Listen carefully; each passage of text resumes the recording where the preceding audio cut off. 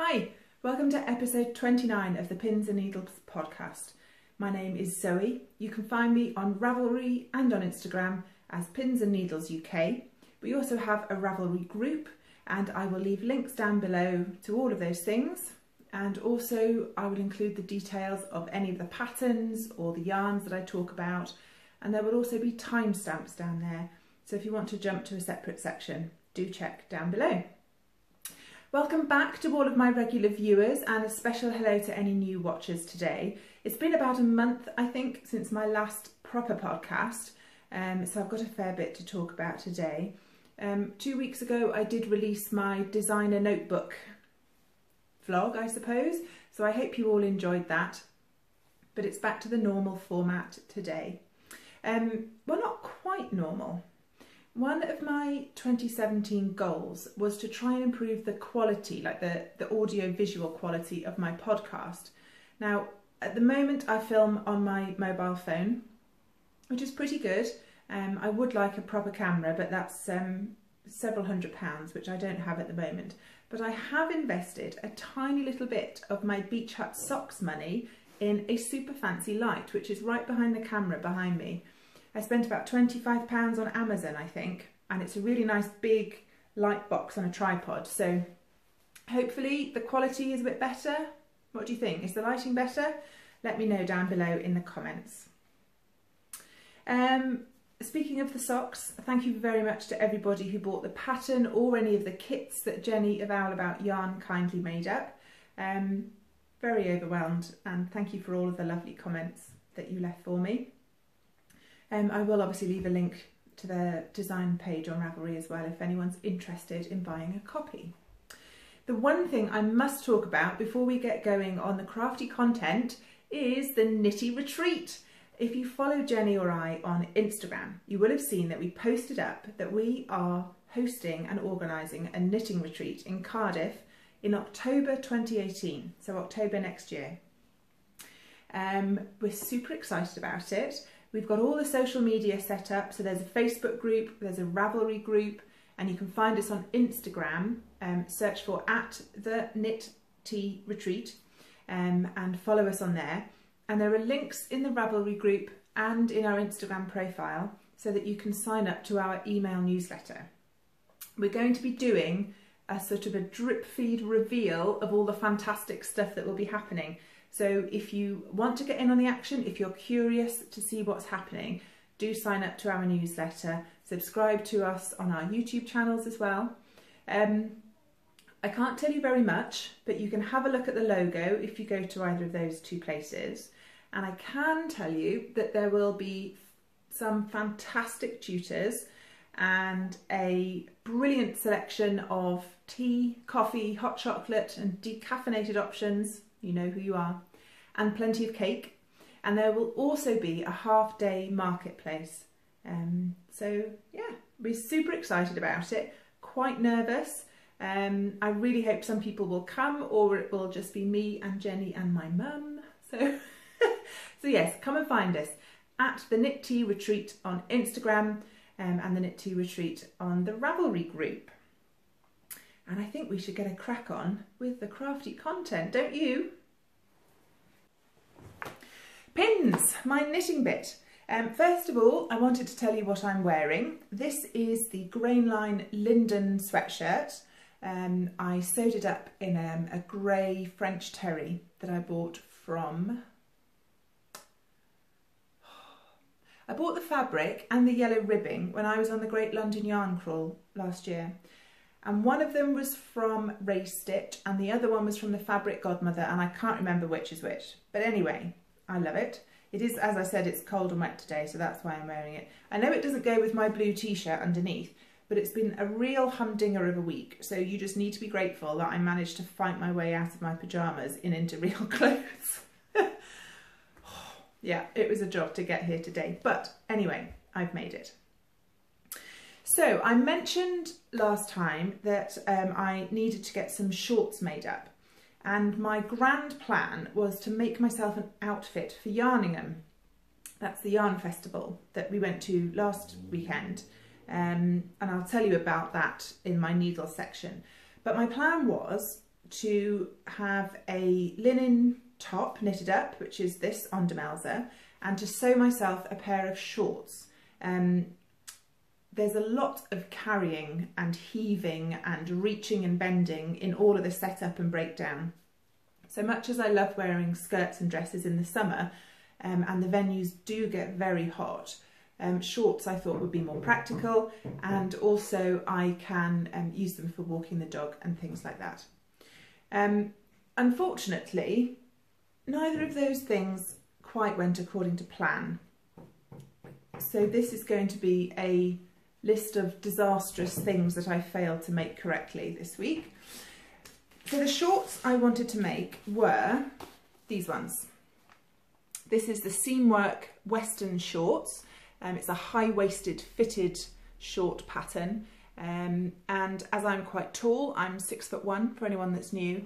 I was hoping that because it was high-waisted, I look very tanned when I hold that up. Look at that, that's what I'd look like with a tan. Anyway, because it's a high-waisted pattern, I thought the only length I would need to add to the pattern would be in the leg. So I was quite excited about that. And supposedly with seamwork patterns, they're supposed to be quick sews, you know, relatively speaking. I'm a newbie sewer, so I wasn't expecting it to only take 3 hours, but it's fairly basic. If I show you the line drawings on the inside, you can see. So there's darts in the front and the back. There is a jeans style zip, which I haven't done before, so that was my new skill for this one. And then a waistband and just hemming at the top. So I thought, well, that's fine. And things, should we start with what went well? Let's start with what went well. First of all, I was very pleased with the zip. I've only done 1 or 2 zips before. They make me quite nervous, and as I said, this was a jeans style zip. As you can see, I haven't finished them. I didn't get to wear them, and I'm hoping that you'll be able to see this with my new light. Can you see? I've put a zip in there. You can just see the top stitching running down here, and then the bar tack at the bottom. Look at that. And if I do this, it even works. Ooh. So I was very pleased with that. The instructions were quite clear. The only thing I was a bit confused with was when you're sewing, let me show you the inside. When you're sewing the zip edge on, I wasn't sure if I needed to sew it through both layers of the fabric, so this one and this one, or just this one. And in the end, I just sewed it to the one layer and not to both. And the zip works. So I assume that was the right way. Maybe it would have worked if I'd sewed it through both. I don't know. If you have an opinion, do share. Anyway, so I was quite pleased with my zip. It's gone in very nicely, first time. So that was really fabulous. Actually, if I turn them inside out, you'll be able to see a bit more clearly.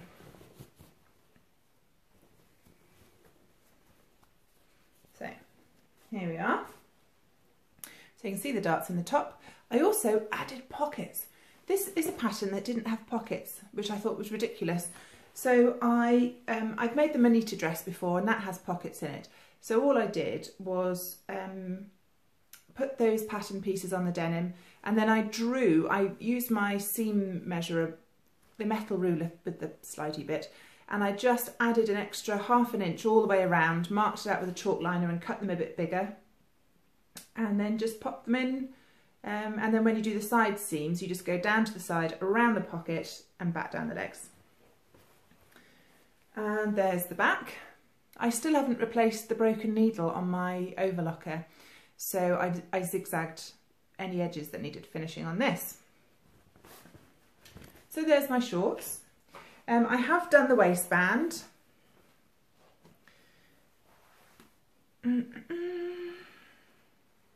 Which looks like that. It has, I don't know if you can just see the dots, might be able to.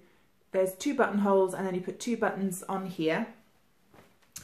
and you interface one side and then sew it together and flip it over. So I'm going to go out on a limb and say I haven't actually made any mistakes on this pattern. However, you may have noticed that they are enormous. They're huge.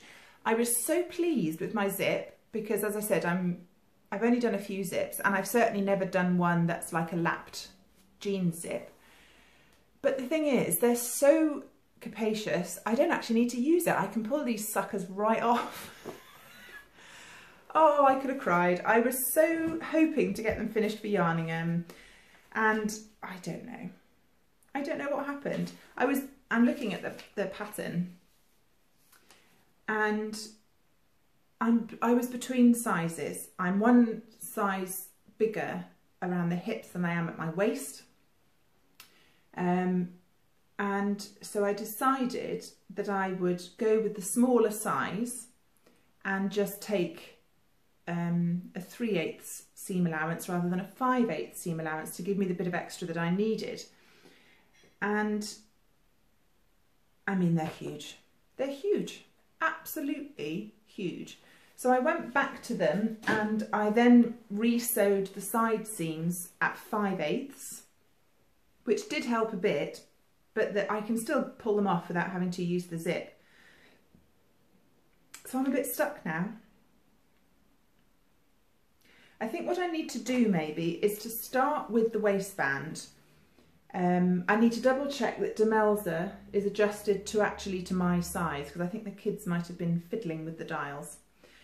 I think then I need to pin the waistband on and make sure that that is the correct circumference. And then when I've got the correct circumference of that, I should be able to adjust this by taking in the waist darts. I think that's the plan, because I could rip it all out and start again, but I'm hoping that between the side seams and the 4 waist darts, that gives me 6 points of adjustment without having to undo the crotch seam and faff around with the zip, because that bit went well and I don't want to unpick it. So there you are. I'm a bit disappointed in myself and in the pattern. When I posted a picture on Instagram of me wearing them, and I can't remember the lady's name, but somebody suggested that maybe I could just fold the top over and insert a hula hoop and wear some braces and just go clown style. And I think that might be a rather good option. I'll get myself some of those enormous shoes. But yes, the lovely Mrs. M of Mrs. M's Curiosity Cabinet said she'd had some issues with seam-like patterns before. So I don't know, this is the first one I've tried. Have any of you sewn seam-like patterns? Do you have sizing issues? Have you made these shorts? I don't know. So I will have another look at them. I started trying to sew this pattern last summer, and I got as far as tracing out the pattern and adding my alterations. But I left it too late, so I didn't actually sew them up. So this has already been a year in the making, and there's not a huge amount of summer left. So I really would like to try and get those sorted out next week. So that's my disastrous shorts pattern, and the reason why I went to Yarningham in trousers. Next up, I have a sewing acquisition, and as part of my plan for Crafting World Domination 2017, I've been trying to post on Instagram daily, and there are days when I don't get to do anything crafty, or when I do, it's so dark I can't take a picture, or I just somehow don't seem to get around to it.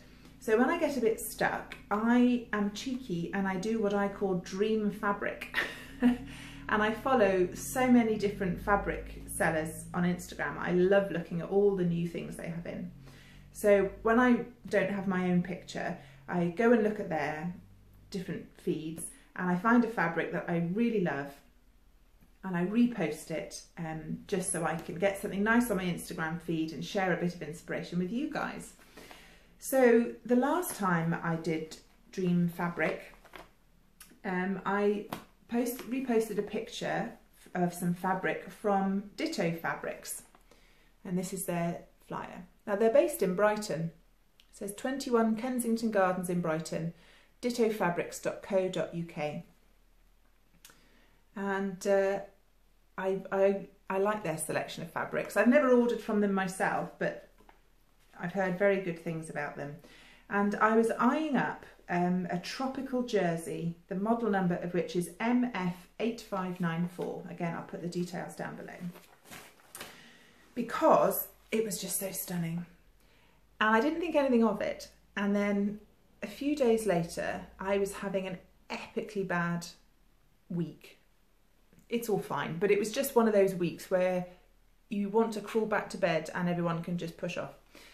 And I got home from walking the dog to an enormous squishy parcel, and I thought, I haven't ordered anything. Well,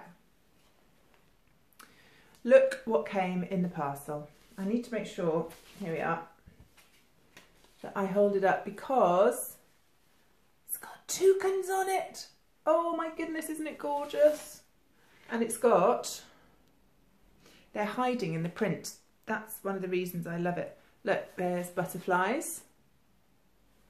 And somewhere there's cockatiels. Oh, there he is. And you see that pink cockatiel just by there. And it's a gorgeous medium weight jersey, and I opened it up and I read the delivery slip and I promptly burst into tears, stood in the middle of my hall.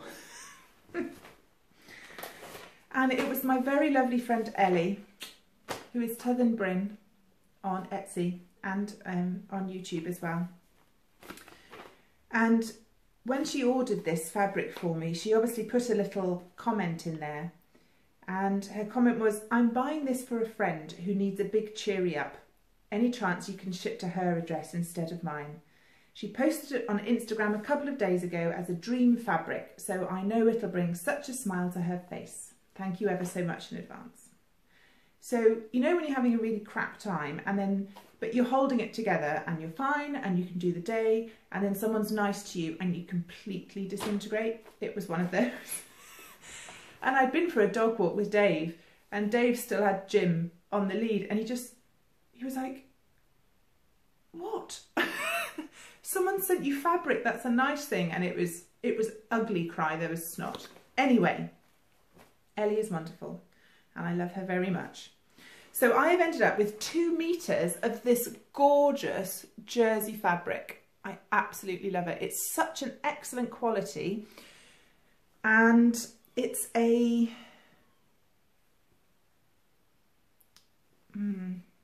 quite a lightweight. So I'm wondering what to make with it. I could maybe make a jersey bettine. I could maybe make the closet case files. Her ebony tee pattern also has like a tunic version, so it's quite fitted. It's sort of t-shirt fitted to about the bust, and then it flares and is very loose. And because this is such a light jersey, it would be lovely and drapey. And I thought if I made it with long sleeves, it would do into autumn as well. I could just sort of wear some navy leggings and a vest underneath when it's cold. So, but if anyone's got any suggestions, let me know, because I love it. So yes, that's my only sewing acquisition, and I love it. Thank you, Ellie. Needles, my knitting bit. Okay, so I have the lovely Demelza with me today, and she is wearing the Cullum Tee, which is a Quince & Co pattern by Isabel Kramer. Now this has been in hibernation for a couple of weeks now because I wanted to show you before I ripped it out. And unfortunately, because it's a similar-ish colour to my back wall, it's perhaps not showing up as well as it might. Long story short, it is as hilariously oversized as my Western shorts. And I don't know why. I'm going to prove to you. Look, I swatched. This is my tension square. I did 3 different needle sizes, separating each one by a pearl ridge. My yarn, which is Lithuanian linen in the colourway Avocado by Midwinter Yarns, check down below, is slightly thinner than the pattern calls for, or quite a bit thinner than the pattern calls for, so I had to knit several sizes larger than I would expect. I very much enjoyed knitting it. The yarn is lovely to work with, the pattern is beautifully well written, and it's enormous, it's huge. I mean, I've knitted 4 inches of the body, and it's already, as you can see on my dummy, it's already at my waist. It's enormous. It's got grown on sleeves, so it is supposed to be hanging off here, but that is the depth of the armhole. It's 10 or 12 inches, I think. It's absolutely huge. It hangs down so far that when I tried it on, you can see the bra strap at the side, and I really don't know what happens. And in terms of overall width, it is supposed to be oversized. You're supposed to have 3 or 4 inches of positive ease. I've got about 6 to 8 inches of positive ease. I put it on, so I use mercerized crochet cotton as lifeline. So I put it on some cotton so I could see how it would hang properly. Tried it on, and it folds in on itself. There's so much excess fabric. So somewhat disappointingly, it's all going to have to come out. I was hoping I could just rip back when I was knitting it, and when I realised it was too big. I thought, oh, well, maybe I can just rip back to the bottom of the armholes and put some more decreases in, because you knit straight from here. There aren't supposed to be any waist shaping in there. But it's so big across the bust, and as I said, you can see right through the armpit. You'd be able to see everything. I'm going to have to rip the whole lot back, which is very disappointing, to be honest. So that was, yeah, probably 3 weeks ago, maybe 4 weeks ago. So it's been in its bag ever since, because I wanted to show you guys, and plus I was just that cross, I couldn't even bear to look at it. So, lovely pattern, gorgeous yarn. I've just somehow mucked it up. So, no fancy outfit for me at Yarningham. Anyway, I do have some happy knitting to show you. In my Mrs. Brown's bags is the test knit that I've been doing. I did mention this last episode, and there's a lady on one of my monthly threads called Kathy. Hi Kathy. And she is Shakeyourbooties on Instagram and on Ravelry. And I am test knitting her Mosaic baby bootie design. She very kindly tested my beach hut socks for me, and gave me some outstanding feedback. So I'm returning the favour by test knitting her booties. However, as she is a far more experienced and skillful designer than I am, I've got nothing to comment on because the pattern's almost perfect already. Anyway, so I have finished one bootie. I'm knitting these in some scraps of Owl About yarn. And the purple is sparkly, and the cream is undyed. And I was knitting the 12 to 18 month size, I think. And I've stuffed it with a little bit of tissue. I haven't blocked it yet or woven in the ends. I'm going to wait till I finish the other one. But here it is. So there's the top view. And there's the side. And there's the bottom. Now if you look carefully at the bottom, you will see that it is a completely seamless base. I can't reveal the exciting construction details, obviously, because this will be a paid for pattern, but it is very clever. I don't know how she thought of it. And this cuff, if you're not familiar with mosaic knitting, it is a form of colour work, but you are only ever knitting with one colour at a time. You use slip stitches to create the patterns. It is, as I said, this bit is curling a bit just because I haven't blocked it yet. It'll block out perfectly. But there's the cuff, and it's a turned down cuff. So this is ribbing here, and then there's the wrong side of the mosaic, and then you turn it back down, and there you go. And if I hold the top, I don't know if it's going to show up even with my fancy new light. You can see the shaping lines down here and down here. So it uses a combination of back and forth and in the round and short rows to shape the booties. And I've started the second one. I'm doing this magic loop on 2.5s. These are just Knit Pro Novas. And I'm just about ready to start the shaping. So that's quite exciting. I was thinking, who am I going to give these to? Because I don't know anybody with a baby at the moment. But rather luckily, one of my friends has recently discovered that she's expecting. So I will finish these and pass them along to someone that will be able to fit. I fancy having feet that small. Anyway, so yes, Mosaic Booties by Shakeyourbooties. And if you do need a bootie pattern, please go and have a look at Kathy's designs. She does the most fantastic ranges of them. She's done some that look like Mary Jane's, and there's New York taxi ones, and there's daffodil booties. They're just brilliant. I have also been doing a lot of knitting on my blanket still. I did show this last time. I keep my blanket in my Elderma Crafts bag. Now, the last time I showed you, I was finishing off some hedgehog fibres scraps squares.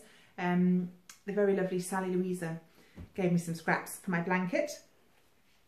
But I have moved on and I finished 2 of my new yarns. Now, the cream undyed around the edges, Owl About Yarn undyed sparkly sock.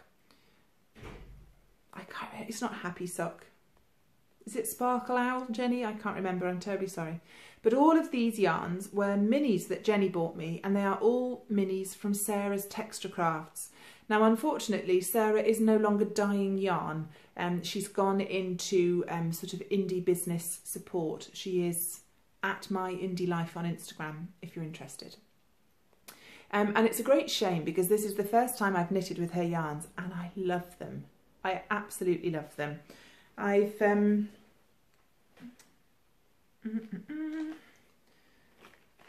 with, I'm just digging the balls out and the ball bands, and then I'll be able to take you through what they are. Right. Now, this one is my favourite one, and this is called Dartmoor, and it's merino, nylon and stellina. And then this one is again on sparkle, and that is called Labradorite, which is, I think, a semi-precious stone. And then we've got, that one was Labradorite. Ooh, Winter is Coming. Very cool blue tones in that one.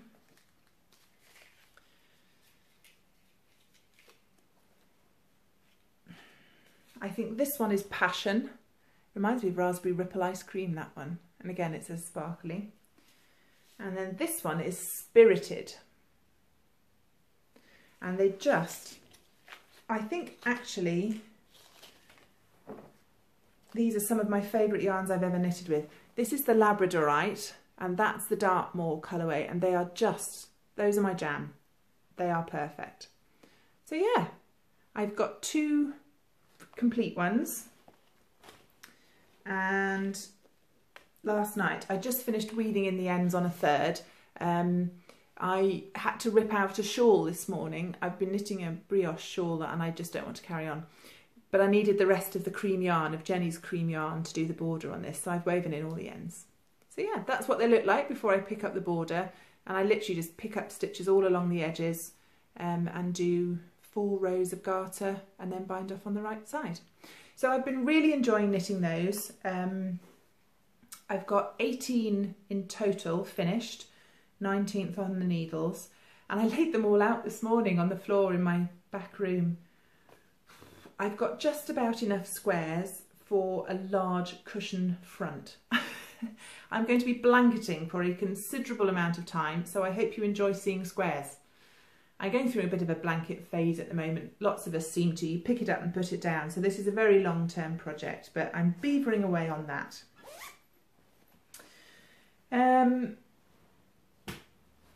pause for a drink.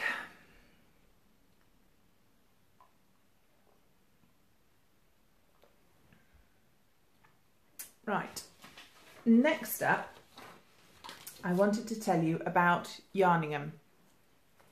Now, Yarningham is a festival that's organised by the Stitches and Hose girls of Birmingham, and it takes place in a bit of Birmingham called Sturchley.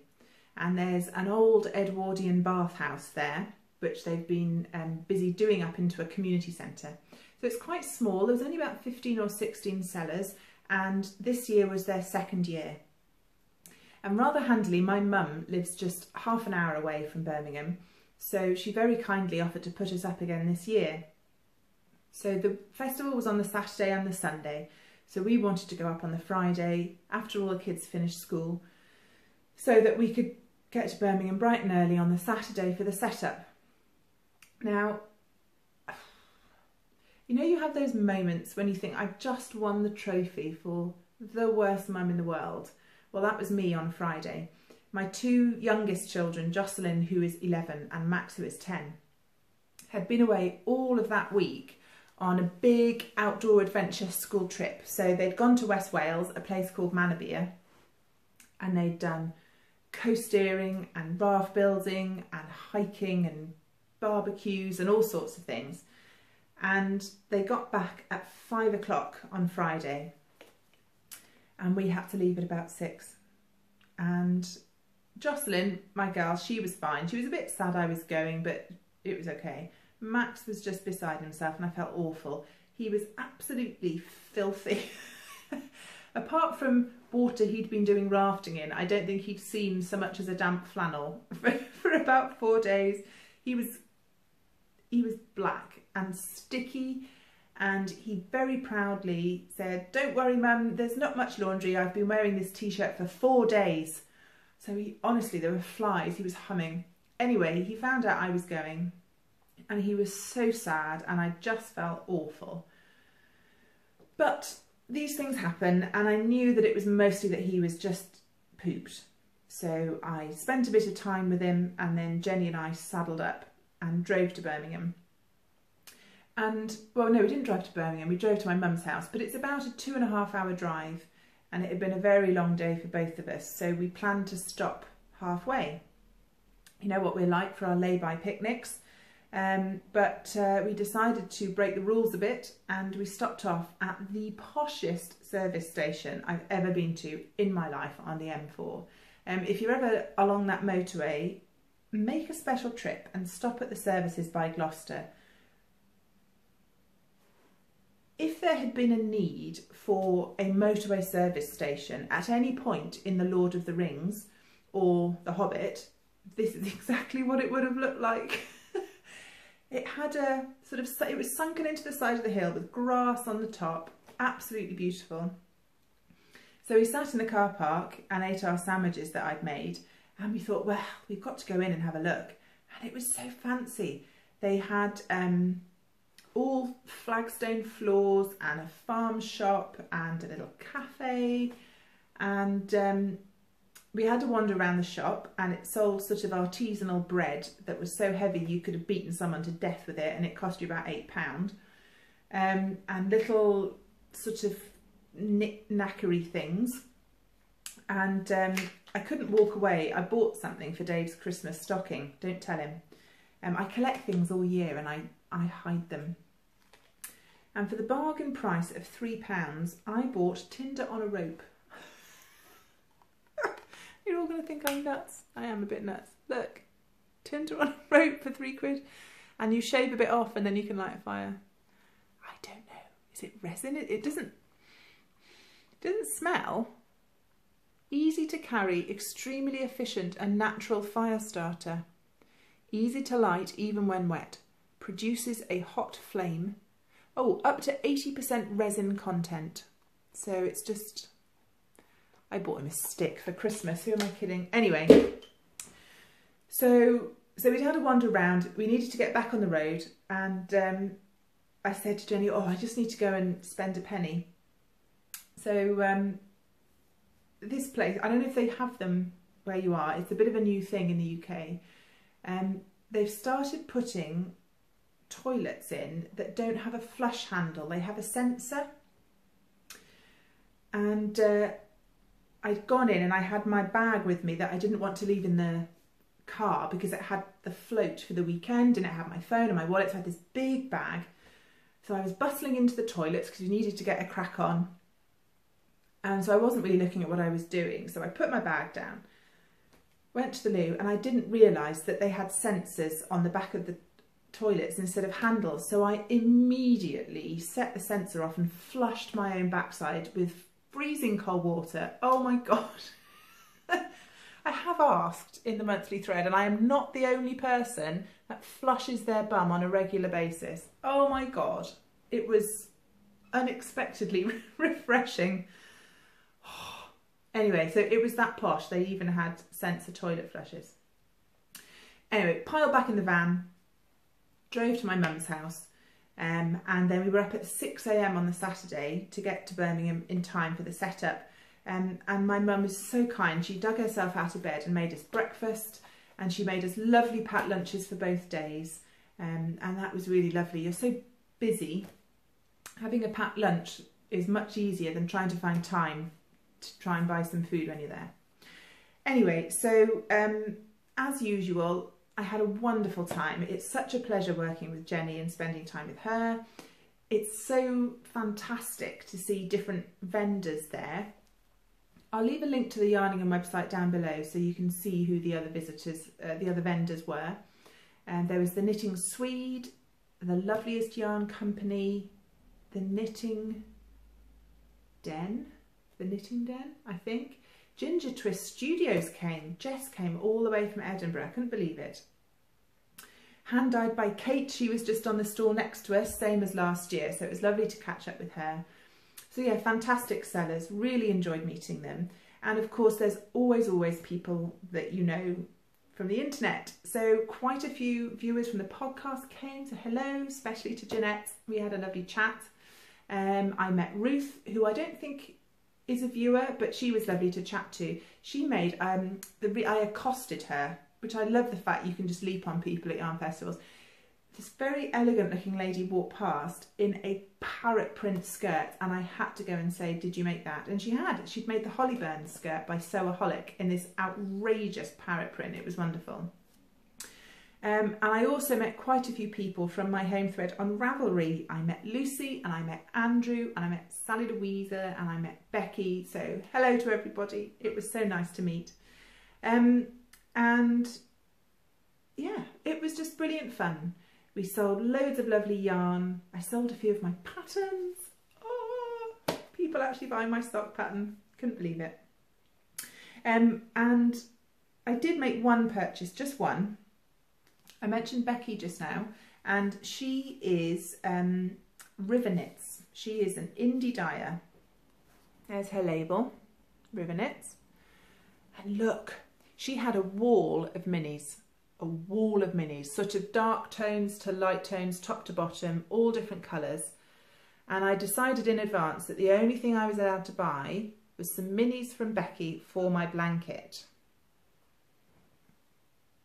Look at the gorgeousness of that. These don't have individual colourway names, but they are stunning, absolutely stunning. I love this one here. It's like a coppery colour. And then the chartreuse of this, and a sort of a French navy, a royal Cadbury purple, and this sort of dark rusty red, and then a teal. Look at that. So it's all BFL 4-ply, hand dyed by Becky on a canal boat. She lives on a canal boat with her lovely partner Marcus and their little 18-month-old. So I don't know how she does it. She must be the neatest, tidiest person.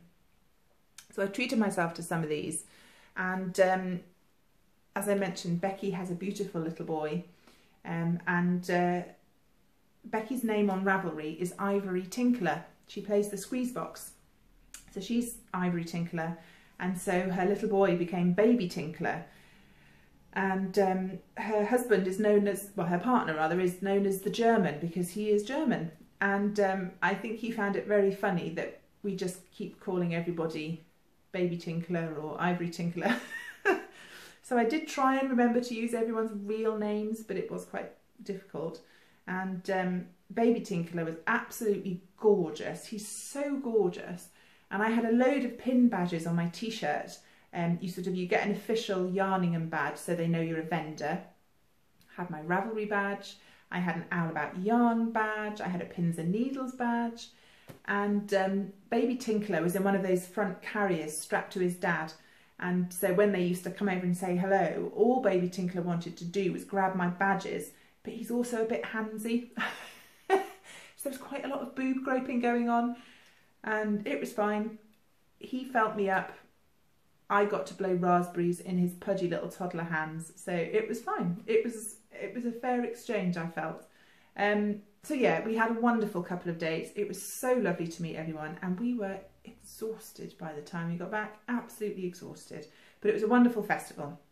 So yes, if you have some spare money to spend on yarn, go and see River Knits on Etsy.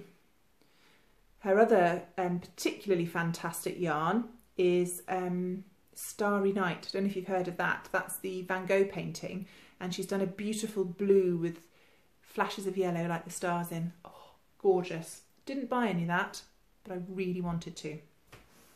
So that was Yarningham. I do have one other acquisition to share with you. And again, on my Instagram feed, I was seeing quite a few people who were decorating their craft rooms and the sorts of artwork that they'd found to hang on their walls. Now, for any new viewers, we had our house rewired back in February. So they were in every room, gouging holes in walls, pulling up floorboards and carpets. So the house is a bit of a bum site at the moment because it's taking us a while to get through the redecorating. But I started thinking about how I would like my craft room to be. I share the back room. I have my sewing table in there, and we also have a small sofa and an Xbox in there, so the kids are in there playing computer games. So I started thinking about what I'd like to have on the walls and some lovely prints and pictures. And the super lovely Rachel McGlone sent me a message. Hi Rachel. She is Ravenclaw Rachel on Instagram, and she has her Etsy shop, which again I'll link below, and it's called McGlone's McLovelies. And she is a super talented artist, and she sells PDF copies of her work. And she very generously sent me a free PDF of one of her pieces of art. And look at that. It's called Print of Watercolour Painting Knitted Red. And I think it's all is it hand painted, Rachel, or do you do this on the computer? But look, the texture and the stitches, it's just so beautiful. So I printed this one off to show you, but I will print myself off a much nicer quality paper one, and I can put this in a frame and hang it up on the wall. So thank you very much, Rachel. That is very kind of you indeed. And yeah, go and check out her Etsy shop, McGlone's McLovelies on Etsy. Well, that is everything I have for you this week. Thank you very much for watching. If you liked what you saw, please give me a thumbs up. Click subscribe up there somehow. And if you are interested in the Knitty Retreat that Jenny of Owl About Yarn and I are hosting, do come and find us. We are at the Knit Tea Retreat on Instagram. We have the Knit Tea Retreat group on Ravelry. And if you subscribe to our newsletter through the links that are in those places, we can keep you fully up to date with absolutely everything. I hope you have a wonderfully crafty 2 weeks, and I will see you soon. Bye.